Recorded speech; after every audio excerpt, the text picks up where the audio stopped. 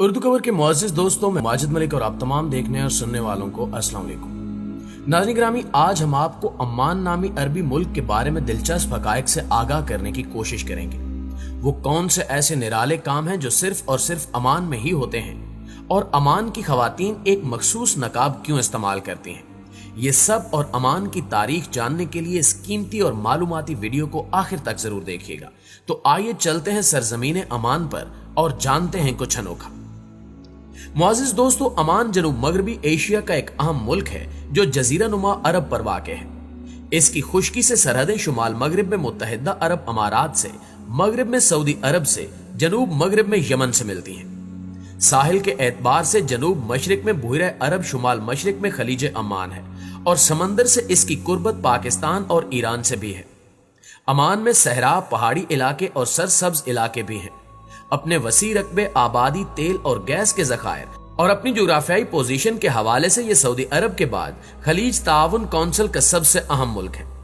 जहां तक पाकिस्तान का ताल्लुक है तो 1947 से सल्तनत अमान के पाकिस्तान से फौजी, दिफाई ताउन और इमदाद के हवाले से गहरे और अच्छे ताल्लुकात रहे हैं। सऊदी अरब, बहरीन, कुवैत, कतर और मुत्तहिदा अरब अमारात की तरह इस मुल्क की आबादी में भी अफरादी कुव्वत के लिहाज से बड़ा हिस्सा जनूबी एशियाई बाशिंदों का है, और यहाँ भी अगरचे 1945 से 2019 की तरह कानूनी तौर पर गैर मुल्कियों को शहरियत नहीं दी जाती, मगर यहाँ बलोचिस्तान, गवादर की पुरानी आबादी के एक बड़े हिस्से को अमानी शहरियत हासिल है, क्योंकि गवादर का इलाका 1958 तक सल्तनत अमान यानी मस्कत का हिस्सा था, जिसे बाद अज़ां पाकिस्तानी हुकूमत की जानिब से खरीद लिया गया।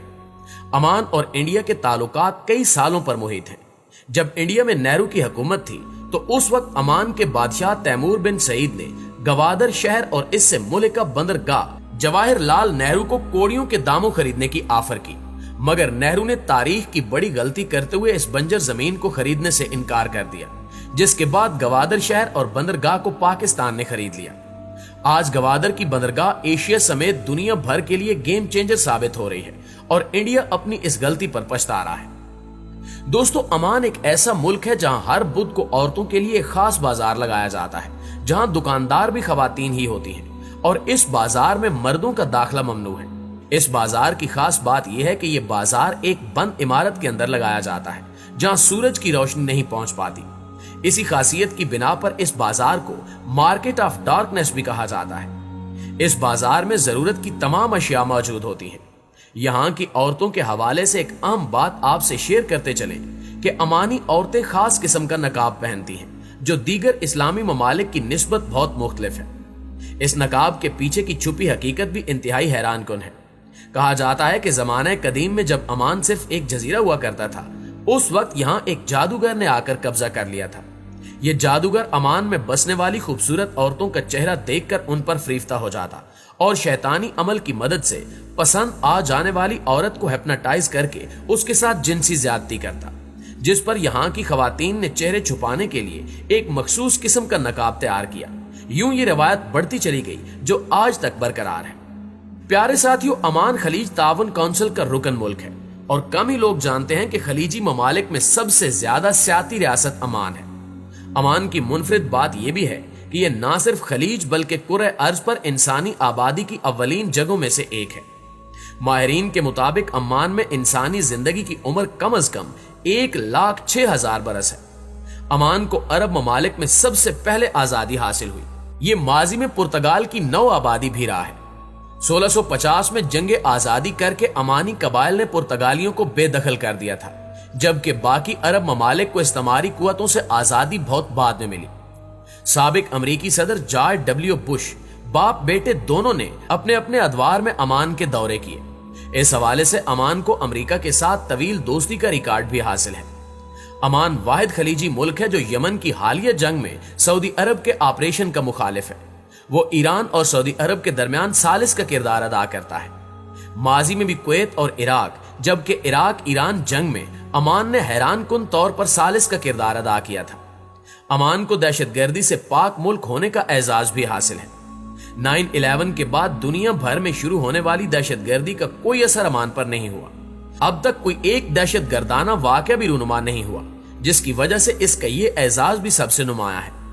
माजी में अमान को सबसे बड़े कश्ती साज मुल्क की हैसियत भी हासिल रही है। अमान की बनाई हुई कश्तियां यूरोप बरामद की जाती थी। इस वक्त घोड़ों की आला तरीन नस्ल अमान में अफजाइश पाती है। दुनिया भर में अमान से बेहतरीन नस्ल के घोड़े बरामद किए जाते हैं। दोस्तों, इस्लामी तारीखी एतबार से देखें तो इस्लाम की आमद के बाद अमान का ये इलाका दीगर अरब मुल्कों की तरह मुस्लिम अक्सरियत का इलाका बन गया और फिर तारीख में एक ऐसा दौर भी आया जब अमान और मस्कत की रियासत इस खित्ते की एक मजबूत रियासत और ताकतवर बादशाहत बन गई। मगर खसूसन नौ आबादियाती दौर के आगाज से सल्तनत अमान कमजोर होने लगी। सन 1507 से 1650 तक मस्कत पर पुर्तगालियों का कब्जा रहा और वो इस बंदरगाह को तिजारत के लिए इस्तेमाल करते रहे। 147 साल बाद आर्जी तौर पर तुर्की की खिलाफत उस्मानिया का एक ताकतवर बहरी बेड़ा मस्कत आया और हमला करके पुर्तगाली किले को तबाह कर दिया और फिर वापस चला गया। दोबारा 1581 में तुर्की के उस्मानियों ने पुर्तगालियों को यहाँ शिकस्त दी और मस्कत की बंदरगाह पर कब्जा कर लिया। ये कब्जा 1588 तक बरकरार रहा और फिर तुर्क फौजें यहाँ से रुखसत हो गई।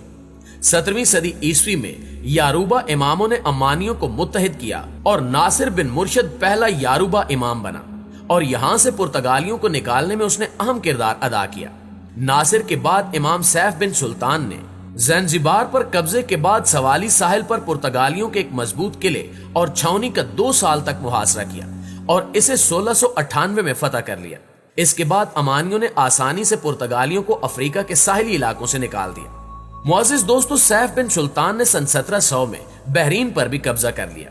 1718 में सैफ बिन सुल्तान का इंतकाल हो गया। नए इमाम अहमद बिन सैयद के दौर सन 1749 में अमान से ईरान का कब्जा खत्म हुआ। अहमद बिन सैयद की वफात 1783 में हुई तो इनका बेटा सैयद बिन अहमद इमाम हुआ।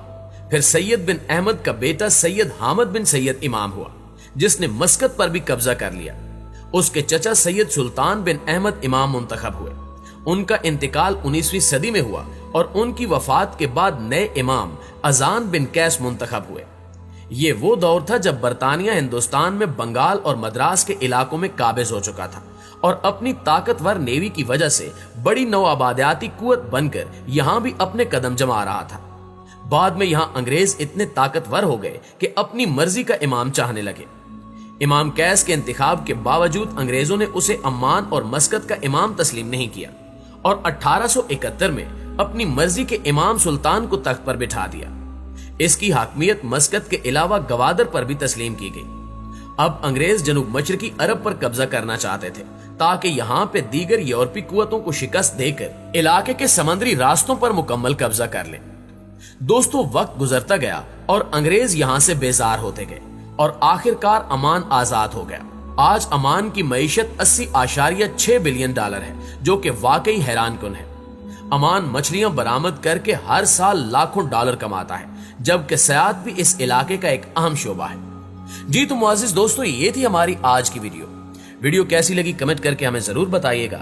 इंशाल्लाह आपसे मुलाकात होती है अगली वीडियो में। तब तक अपना ख्याल रखिए। अल्लाह निगहबान।